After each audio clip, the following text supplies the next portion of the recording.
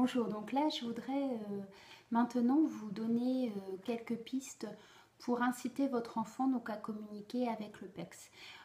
Parce que naturellement l'enfant va plutôt venir vous chercher et vous guider vers l'objet désiré. Donc à chaque fois c'est important de repérer quel objet il a demandé, de le mettre en image et de le rajouter dans son classeur PEX.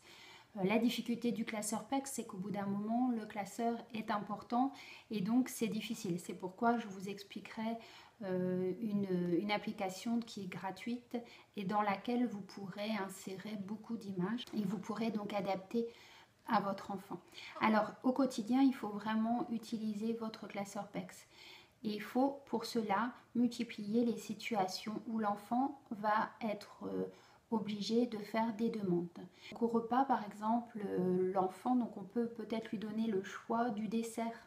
Donc en fait vous allez placer sur la couverture du classeur, parce qu'au-dessus du classeur donc vous avez votre bande phrase et vous avez mis aussi des scratchs.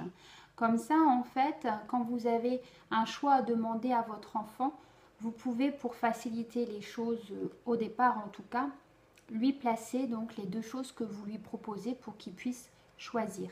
Donc par exemple au niveau du dessert, on peut donc lui demander est-ce que tu veux un yaourt ou une compote? Et dans ces cas-là, donc comme l'enfant vous savez déjà qu'il discrimine bien, il va donc maintenant vous donner et vous allez donc répéter en lui faisant pointer du doigt je veux une compote et vous lui donnez tout de suite la compote. Donc là vraiment pour le dessert c'est vraiment à chaque fois systématique, il faut demander, il faut proposer un choix. Donc n'oubliez pas de préparer vos images à l'avance pour que votre enfant puisse avoir donc les deux images qui correspondent au choix. Après vous pouvez même faire 3 choix quand il arrive à en faire déjà parmi 2 choix, donc vous pouvez proposer 3 choix, donc dans ces cas 3 images posées sur la couverture du classeur. Ensuite par exemple au goûter vous pouvez aussi lui proposer un choix, donc par exemple un yaourt, un biscuit, une compote, donc vous lui placez les 3 et vous lui demandez qu'est-ce que tu veux, et donc pareil il va vous faire la petite bande phrase.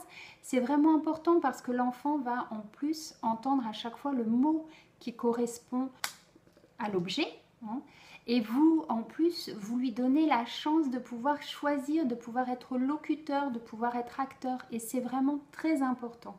Plus il va prendre cette habitude de pouvoir exercer un choix, de prendre une décision, et plus il sera aisé pour lui de le faire. Ensuite, pendant une activité, par exemple, vous voulez lui proposer soit par exemple de faire donc des bulles de savon, ou de faire la toupie, ou d'écouter de la musique par exemple. Donc là, pareil, vous lui placez sur la couverture du classeur les différentes images, et ensuite donc il va faire sa bande phrase. Admettons qu'il veuille écouter de la musique. Voilà, et il vous fait la bande phrase, et vous n'oubliez pas, à chaque fois qu'il vous donne la bande phrase, vous dites bien les mots en lui faisant pointer du doigt. Je veux la musique. Et voilà, après on fait de la musique avec l'enfant. Donc après également quand on va avoir les attributs, donc là ça va être la prochaine étape, ça va être d'ajouter un adjectif.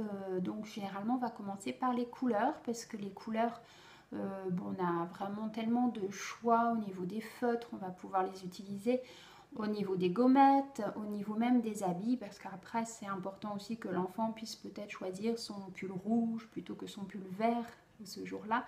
C'est vraiment ça, très important que l'enfant puisse prendre sa place de locuteur dans la vie quotidienne. Donc voilà quelques idées, et puis si vous avez des questions, n'hésitez pas à me mettre un commentaire.